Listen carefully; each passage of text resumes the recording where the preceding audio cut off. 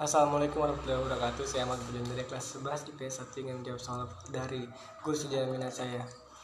Jawabannya adalah abad pertengahan, sering juga disebut dengan abad gerejawi, di mana peranan gereja dan dogma mereka menjadi tolak ukur peri kehidupan atau satu-satunya sumber kebenaran. Peran rasionalitas atau pengetahuan yang sifatnya empiris justru dianggap bid'ah.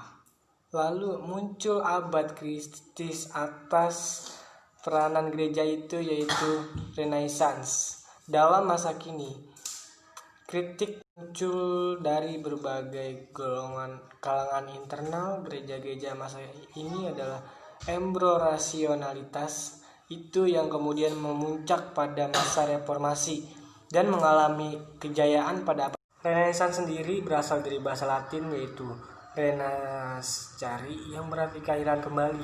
Yang dimaksud sebagai kelahiran kembali adalah kembalinya pengaruh seni dan budaya Yunani dan Romawi kuno dan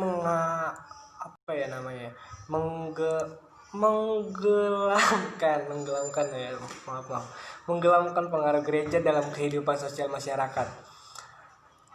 Reformasi gereja adalah sebuah upaya perbaikan dan kembali pada ajaran gereja yang lurus. Gerakan reformasi berupa sikap kritis terhadap penyimpangan-penyimpangan yang dilakukan oleh pihak gereja Katolik pada waktu itu. Itu ada yang pertama adalah banyaknya penyimpangan keagamaan, yang kedua korupsi atas nama negara, dan yang ketiga pajak-pajak yang memberikan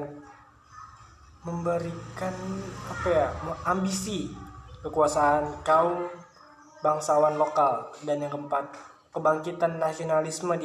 Yang kelima adalah munculnya perbudakan. Kita masuk ke Afralung. Afralung, abad pencerahan atau zaman pencerahan, adalah suatu masa di sekitar abad ke-18 di Eropa yang diketahui memiliki semangat revisi kepercayaan tradisional, memisahkan pengaruh-pengaruh keagamaan dari pemerintahan. Afralung sebagai pembebasan manusia dari keadaan bersifat minoritas dan membuat dirinya mampu menggunakan pemahaman sendiri tanpa pengaruh dari luar.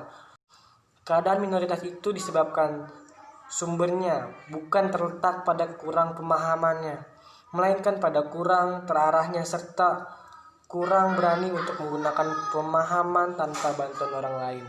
Afralung mewujudkan cita-cita Renaissance dan dipercepat perkembangannya oleh empirisme dan skeptisisme modern serta oleh penemuan-penemuan ilmiah pada abad ke-17. Revolusi industri terjadi pada periode antara tahun 1750 sampai 1850, di mana terjadinya perubahan secara besar-besaran di bidang pertanian, manufaktur, pertambangan, transportasi, dan teknologi, serta memiliki dampak yang mendalam terhadap kondisi sosial, ekonomi, dan budaya di dunia. Dampak positifnya itu adalah menciptakan lapangan pekerjaan, meningkatkan ekonomi masyarakat sekitar industri maupun Indonesia. Yang ketiga, menghasilkan banyak barang dan untuk kebutuhan manusia.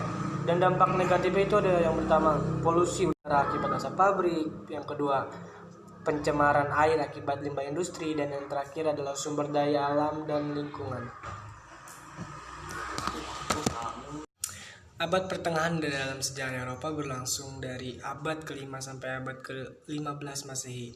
Abad pertengahan bermula sejak runtuhnya Kekaisaran Romawi Barat dan masih berlanjut manakala Eropa mulai memasuki abad pembaharuan dan abad penjelajahan. Abad pembaharuan dan abad penjelajahan ini sejarah dunia barat secara tradisional dibagi menjadi 3 kurun waktu, yaitu abad kuno, abad pertengahan, dan zaman modern. Dengan kata lain, abad pertengahan adalah kurun waktu peralihan dari abad kuno ke zaman modern. Abad pertengahan masih terbagi lagi menjadi 3 kurun waktu, yaitu awal abad pertengahan, puncak abad pertengahan, dan akhir abad pertengahan. Dan kurang lebihnya mohon maaf. Wassalamualaikum warahmatullahi wabarakatuh.